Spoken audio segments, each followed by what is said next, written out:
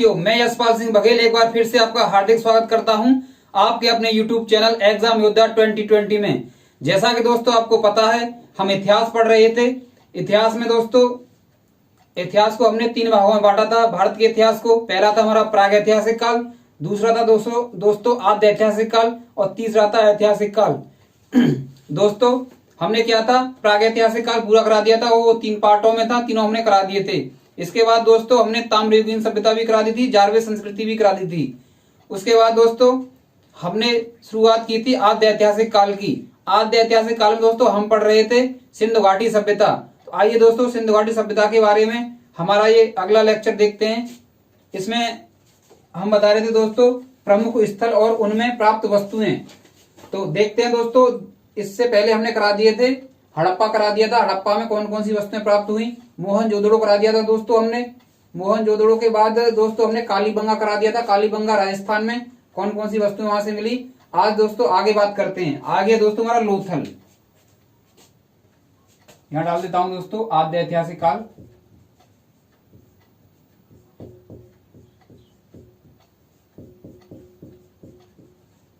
आद्य ऐतिहासिक काल, इसमें पढ़ रहे हैं दोस्तों हम सिंधु घाटी सभ्यता। क्या पढ़ रहे हैं दोस्तों, सिंधु घाटी सभ्यता। टाइम है इसका दोस्तों 2500 BC, बिफोर क्राइस्ट, ईसा पूर्व। आगे कहां से कहां तक है ये, 1750 BC। चलिए, इसमें दोस्तों हम पढ़ रहे थे प्रमुख स्थल और उनमें उनसे प्राप्त वस्तुएं, यानी कौन कौन सी वस्तुएं मिली, किस किस वस्तु के साक्ष्य मिले। तो हमने, चलिए आगे है इसमें लोथल। लोथल से देखेंगे दोस्तों इसमें कौन कौन सी वस्तुएं मिली। तो दोस्तों इसमें बात करें तो हम, पहला है दोस्तों इसमें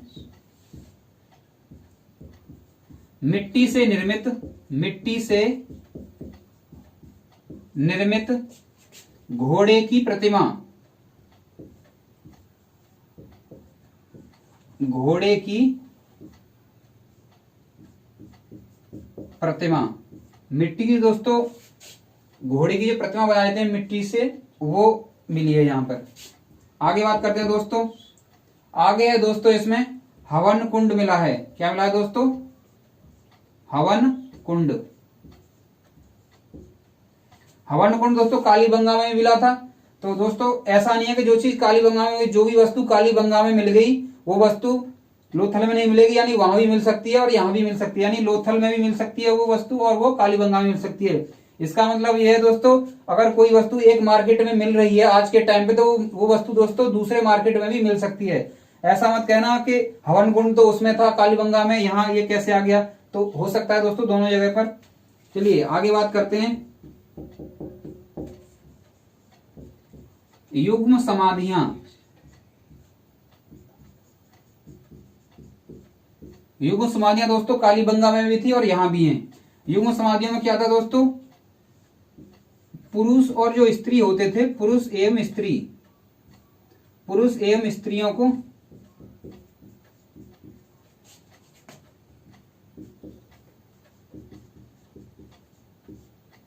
यानी पुरुष और जो स्त्री थे उनको एक साथ दफनाते थे। ठीक है, एक साथ दफनाते थे, ऐसे साक्ष्य मिले हैं। चलिए आगे बात करते हैं। चौथा है दोस्तों यहाँ पे एक तराजू मिली है दोस्तों। क्या मिला है, एक तराजू। तराजू तो जानते होंगे, अदालत में देखा होगा आपने, ऐसे मूर्ति सी जो लटकी रहती है दोस्तों, वो देखा होगा। कानून अंधा होता है, आंख पट्टी बांध देते हैं ना। आपसे कह रहा हूं, आप जो हंस रहे हैं, पहले इसको जो है लाइक करो। आप देख रहे हैं आराम से, लाइक नहीं कर रहे। चलिए, एक तराजू। इसके बाद 5वां है दोस्तों, 5वें बात करें तो ये दोस्तों बंदरगाह मिला था यहां पर।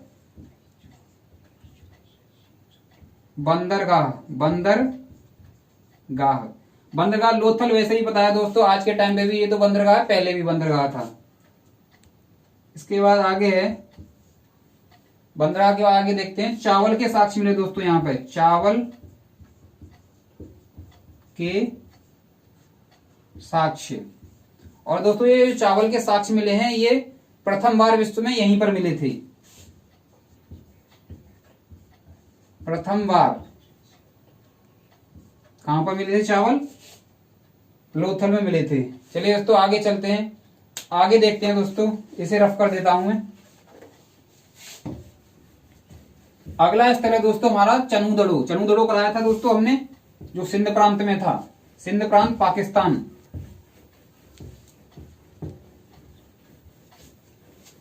चलिए दोस्तों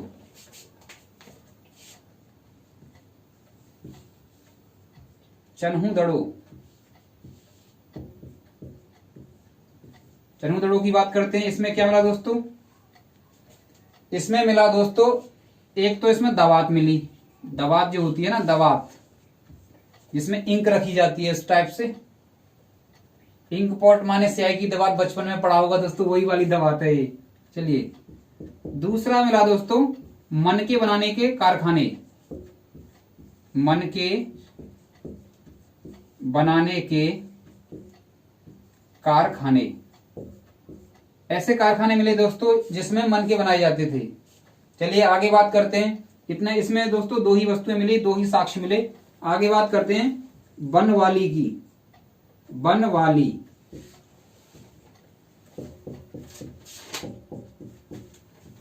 बनवाली में दोस्तों देखते हैं बनवाली में क्या क्या मिला। तो बनवाली की बात करें तो पहला है इसमें बिना पकी ईंटों के चबूतरे।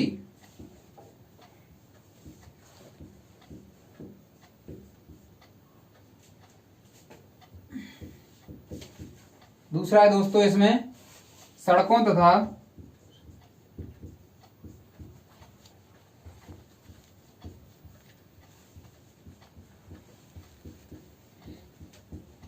नालियों के अवशेष। दोस्तों इसमें क्या था, बनवाली में क्या मिला? बनवाली ये जो बिना पक्की ईंटों के चबूतरे मिले, एक तो बिना पक्की यानी कच्ची जो ईंटें होती हैं उनके चबूतरे मिले, आगे घर के आगे झोंपड़ी झुग्गी जो भी थी उनके क्या बना लेते थे, वो चबूतरे बना लेते थे। और क्या था, सड़कों और नालियों के अवशेष मिले। उस टाइम पे ऐसा था कि ऐसे रास्ते मिले, ऐसे लगता था जैसे ये सड़कें हों पक्की, लेकिन वो पक्की सड़कें नहीं थी, सड़कें और नालियों के अवशेष मिले। ठीक है, आगे बात करते हैं दोस्तों, आगे से रफ कर देता हूं। 6 तो दोस्तों ये हमने प्रमुख केंद्र बताए ही थे। इसके अलावा दोस्तों 2 और स्थल हैं, 2 केंद्र और हैं, यानी 2 स्थल और हैं जिनसे वस्तुएं प्राप्त हुई हैं, दोनों ही इंपोर्टेंट हैं। तो ये है दोस्तों सुरकोतदा, ये दोस्तों सुरकोतदा। इसमें दोस्तों देखते हैं इसमें क्या मिला। इसमें दुर्ग के साक्ष्य मिले हैं। दुर्ग बताया था दोस्तों हमने, मोहनजोदड़ो में बताया था, हड़प्पा में बताया था, शासक वर्ग के लोग रहते थे वहां पर। आगे बात करते हैं, ऐसा पाया गया कि यहां बंदरगाह था, बंदरगाह के साक्ष्य मिले हैं। आगे बात करें दोस्तों तो ये है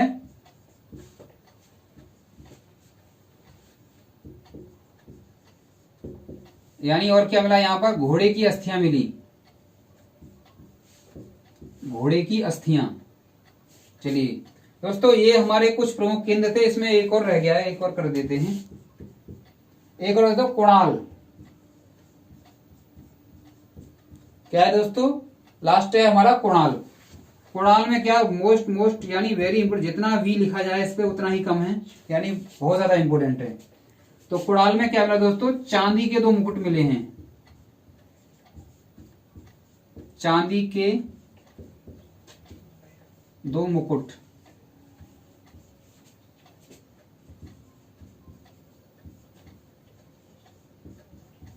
प्राप्त हुए।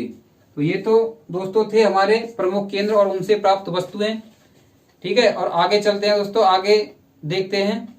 चलिए इसको रफ कर देता हूं। आगे क्या है, आगे देखेंगे दोस्तों हम सिंधु घाटी जो सभ्यता थी या हड़प्पा जो सभ्यता थी उसका जनजीवन कैसा था, उसकी प्रमुख विशेषताएं क्या क्या थी। ठीक है दोस्तों, यानी किस टाइप से लोग रहते थे, क्या क्या प्रयोग करते थे, क्या पालते थे, कौन सी खेती, क्या खाते थे, ये सब हम देखेंगे इसी लेक्चर में। आज दोस्तों हमारे ये सिंधु घाटी पूरा हो जाएगा। लेक्चर को पूरा देना दोस्तों। अगर हमारा लेक्चर आपको पसंद आ रहा हो तो इसे लाइक कर दें, इसे अपने दोस्तों पे शेयर कर दें जो भी कंपटीशन से जुड़े हुए हैं। और अगर आप हमारे चैनल पर नए हैं तो दोस्तों इसको सब्सक्राइब कर दें। चलिए आगे बात करते हैं।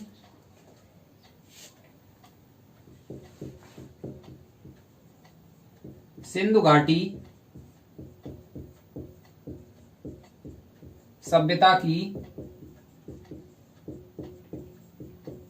विशेषताएं। तो विशेषताएं क्या क्या हैं दोस्तों, ये हम जानेंगे, पॉइंट वाइज पॉइंट जानेंगे। चलिए सबसे पहले बात करें दोस्तों, तो ये जो सभ्यता है दोस्तों, इसका जो प्राचीन नाम है, प्राचीन नाम दोस्तों, विशेषताएं में जो भी पॉइंट आएंगे वो हर एक पॉइंट बहुत ज्यादा इंपॉर्टेंट है, उसे अच्छी तरह से समझना, उसे याद करना, एग्जाम में आते हैं। तो प्राचीन नाम है दोस्तों इसका मेहुला। सिंधु घाटी सभ्यता का प्राचीन नाम है दोस्तों मेहुला। आगे बात करें तो दोस्तों ये कांस्य युगीन सभ्यता थी। कांस्य युगीन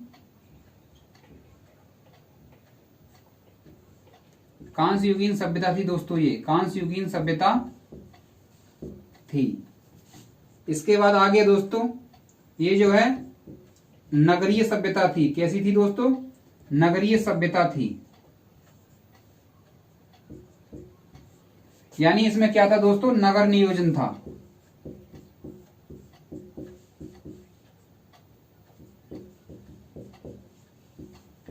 यानी दोस्तों नगर नियोजन का मतलब है, नगरीय सभ्यता का मतलब है यहां पर जो दोस्तों लोग रहते थे वो जैसे नगरों में रहते हैं ना उस टाइप से थे। यानी बीच में सड़क रास्ते थे, दोनों साइड से मकान बने हुए थे। ऐसे नहीं गांव की तरह कहीं भी झोंपड़ झुग्गी बसा ली, जहां मन किया वहीं पे तंबू तान दिया अपना, ऐसा नहीं था दोस्तों इसमें। ठीक है, चलिए दोस्तों आगे देखते हैं। कांस्य युगीन सभ्यता के बारे में बताता हूं। कांस्य युगीन सभ्यता क्यों थी दोस्तों? क्योंकि यहाँ ये जो लोग थे ना, इन्होंने तांबा प्लस टिन मिलाकर के, तांबा प्लस टिन मिलाकर के इन्होंने क्या बना लिया दोस्तों? कांसा बना लिया। कांसे का प्रयोग ज्यादा करते थे ये लोग, क्योंकि इन्होंने तांबा प्लस टिन यानी तांबा में टिन मिलाकर कांसा बनाने की इन्हें मतलब तरीका जो बोलते हैं, विधि बोलते हैं, वो इन्हें आती थी। चलिए आगे बात करते हैं। नगरीय सभ्यता हो गया दोस्तों। इसके बाद क्या है दोस्तों? ये जो है ना दशमलव प्रणाली, दशमलव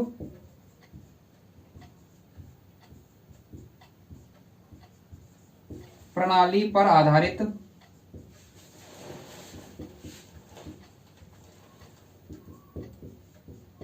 बांटों का प्रयोग करते थे। बांटों का प्रयोग करते थे।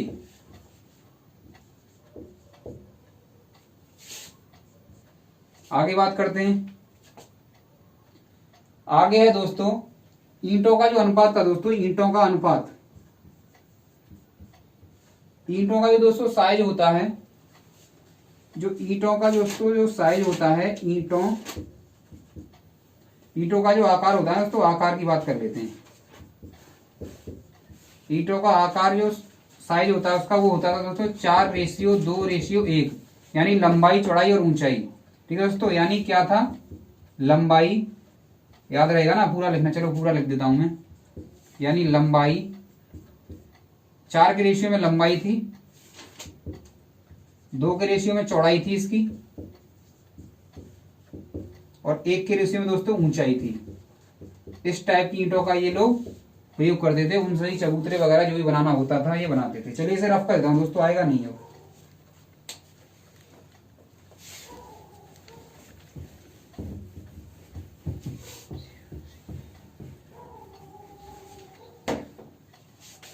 आगे बात करते हैं दोस्तों। अरे ये यार बिगड़ गया, सिंधु,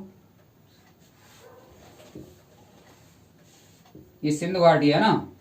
चलिए आगे बात करते हैं। तो आगे अगर बात की जाए तो मुद्राओं के निर्माण में किसका प्रयोग करते हैं दोस्तों? ये मुद्राओं के निर्माण में, मुद्राओं के निर्माण में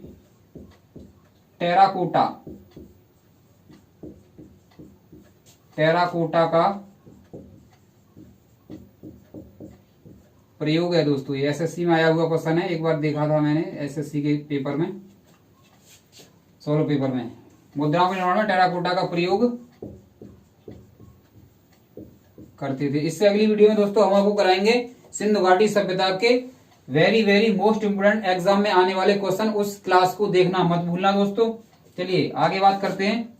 टेराकोटा का प्रयोग करते थे। आगे अगर बात की जाए दोस्तों तो इनका जो व्यवसाय था, इनका व्यवसाय दोस्तों क्या था? कृषि था।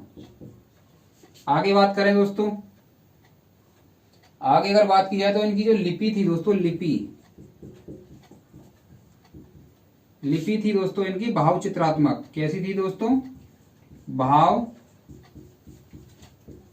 चित्रात्मक। भाव चित्रात्मक का मतलब है दोस्तों, यानी चित्रों के द्वारा ही पता कर सकते हैं कि ये किस टाइप क्या कहने चाह रहे हैं या किस टाइप की सभ्यता है, ये कैसे है। यानी इसको आज तक पढ़ा नहीं जा सका, आज तक। ये चैनल वाला आज तक नहीं है दोस्तों, ध्यान रखना है इस बात का। आज तक पढ़ा नहीं जा सका। प्रेशर नहीं लेना है दोस्तों, मस्ती के साथ पढ़ना है। मस्ती के साथ पढ़ोगे तो ठीक है, और नहीं तो वीडियो बंद कर दोगे आप, मेरी क्या किसी की भी। आज तक पढ़ा नहीं जा सका। ये जो लिपि है दोस्तों, इसको आज तक पढ़ा नहीं जा सका, भाव चित्रात्मक है। आगे बात करते हैं दोस्तों, तो अगर पालतू पशु की बात आए तो ये पालतू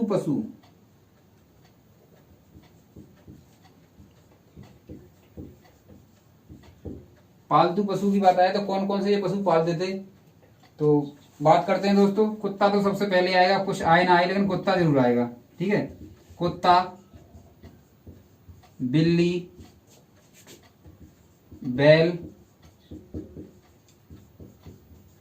भैंस, और आगे बात की जाए दोस्तों ऊंट,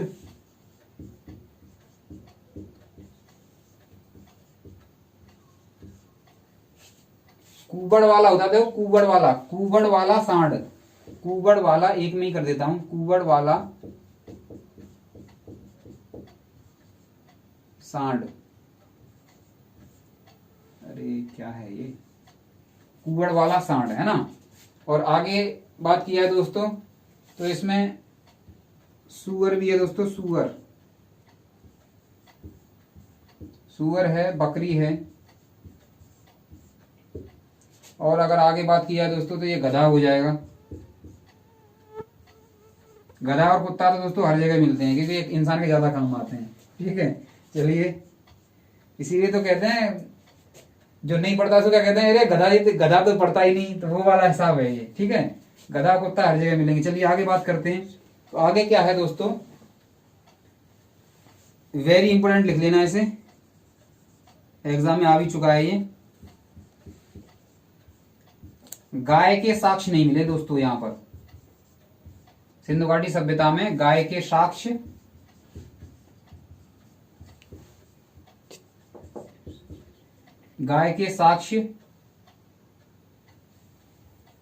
अरे 2 बार लिख गया ये। एक तो गर्मी बहुत है दोस्तों, यहाँ पे कूलर भी बंद कर रखा है। कूलर चलाऊंगा तो मेरी आवाज कम आएगी, कूलर की ज्यादा आएगी। गाय के साक्ष्य नहीं मिले हैं। चलिए आगे बात करते हैं। लिख लिया होगा दोस्तों, साथ साथ स्पीड बहुत कम है, आप लिख रहे होंगे, ऐसी मैं उम्मीद करता हूं। चलिए आगे चलते हैं दोस्तों।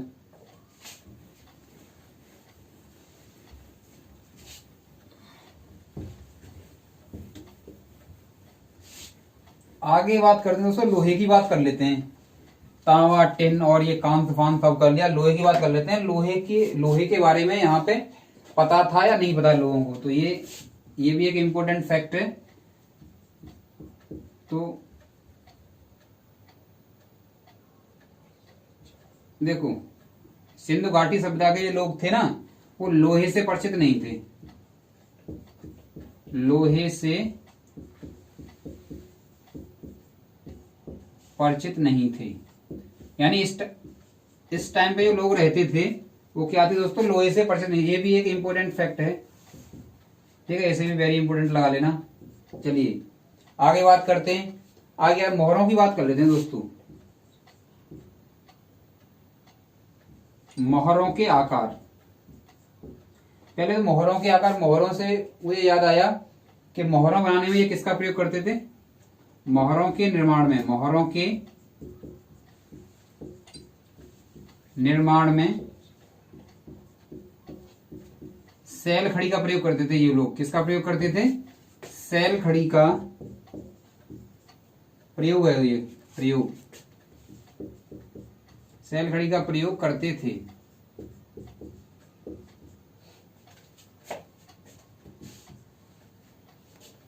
चलिए अब देखते हैं दोस्तों, मोहरों की अगर बात की जाए, मोहरों की, तो मोहरों के आकार पे आते हैं। मोहरों के आकार, अगर दोस्तों मोहरों के आकार की बात की जाए तो ये है दोस्तों, पहला आकार बेलनाकार। बेलनाकार था। बेलनाकार का मतलब इस टाइप से था, ऐसे करके बेलन होता है ना, शंकु, बेलन, गोला, ये सब पड़े होंगे इस टाइप से। इसके बाद वर्गाकार।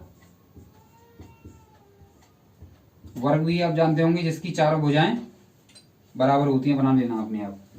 इसके बाद तीसरा है दोस्तों आयताकार। आयताकार, आयताकार की बात की है दोस्तों तो जिसकी दो भुजाएं बराबर हो आमने सामने की। ठीक। इसके बाद चौथा था दोस्तों वृत्ताकार। वृत्ताकार का मतलब है यानी गोल, ऐसे करके बदली, जैसे आज के टाइम पे 1 रुपये 2 रुपये आते हैं ना, इस टाइप से। ये है दोस्तों। चलिए आगे चलते हैं, थोड़ा सा और रह गया है, पेशेंस बनाए रखें, आज ही आपका कंप्लीट हो जाएगा। मैं दोस्तों, आप दोहराते रहना इसको, अब मैं दोहराऊंगा तो फिर लंबी वीडियो हो जाती है बहुत ज्यादा, और लंबी वीडियो देखना दोस्तों कोई भी पसंद नहीं करता है। चलिए आगे बात करते हैं दोस्तों। अब बात करते हैं दोस्तों भोजन की। खाते भी होंगे कुछ, जब इतना काम करते हैं, मोहरे बना रहे हैं, कभी कुछ कर रहे हैं, भैंस पाल रहे हैं या बकरी पाल रहे हैं, तो खाते भी होंगे ये कुछ। तो बात करते हैं आगे भोजन। भोजन में दोस्तों क्या करते थे ये? गेहूं और जौ खाते थे, यानी गेहूं और जौ का इस्तेमाल करते थे। ठीक है दोस्तों। इसके बाद है दोस्तों, अगर बात करें तो मिठास के लिए क्या करते थे? मिठास, मीठा भी चाहिए। कैडबरी डेयरी मिल्क सुना होगा आपने, कुछ मीठा हो जाए। ठीक है, उस टाइम पे कैडबरी तो थी नहीं, और ना ही दोस्तों मैं कैडबरी का प्रचार कर रहा। ठीक है, तो मिठास के लिए ये क्या करते थे? देखो मिठास हर समय जरूरी है। ठीक है, तो मिठास के लिए किसका प्रयोग करते थे दोस्तों? शहद का प्रयोग करते थे। शहद, शहद है ना। अब बात करते हैं दोस्तों, ये सब होता है ना। अब ये पूछा जाता है दोस्तों कि इनका जो है विनाश कैसे हुआ? ये मतलब ये सभ्यता थी, ये सब था, सब कुछ ठीक ठाक चल रहा था, तो ये सब कैसे था? तो इसके बारे में बात करेंगे।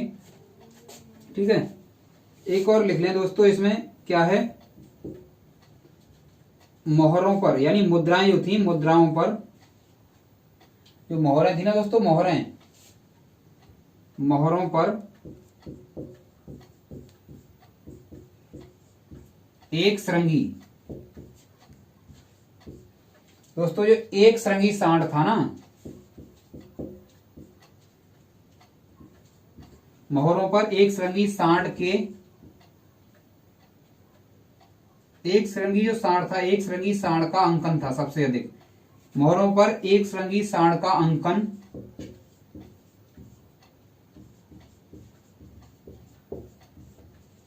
सबसे अधिक था। यानी सबसे ज्यादा जो दोस्तों मोहरें मिली हैं, मोहरें मिली हैं, तो सर्वाधिक चित्र किसके मिले हैं? मोहरों पर एक श्रृंगी सांड का अंकन सबसे अधिक है। यानी जो भी मोहरें मिली हैं वहां से, तो सबसे ज्यादा किसके चित्र मिले हैं? एक श्रृंगी सांड के चित्र मिले हैं। अब दोस्तों बात कर लेते हैं, ये सब कुछ हो गया, इनका जो है विनाश कैसे हुआ? तो मुख्यतः जो माना जाता है दोस्तों, मुख्यतः इस सभ्यता का विनाश इस सभ्यता का दोस्तों विनाश है, ये किससे माना जाता है? बाढ़ के द्वारा माना जाता है। ऐसे बहुत सारे इतिहासकार हैं, यानी बहुत से इतिहासकार हैं जो ये मानते हैं कि इसका विनाश किससे हुआ होगा? बाढ़ से हुआ होगा। ये ज्यादातर इतिहासकारों का मत है, मुख्यतः इस सभ्यता का विनाश बाढ़ से हुआ होगा। ऐसा बहुत सारे इतिहास, यानी ज्यादातर इतिहास यही मानते हैं कि एक बाढ़ आई होगी सिंधु नदी में, इससे इसका क्या हो गया? विनाश हो गया। आई होप दोस्तों ये वीडियो आपको बहुत पसंद आई होगी। आप इसे लाइक करें अगर आपको ये वीडियो पसंद आई है तो। इसे दोस्तों ज्यादा से ज्यादा शेयर करें।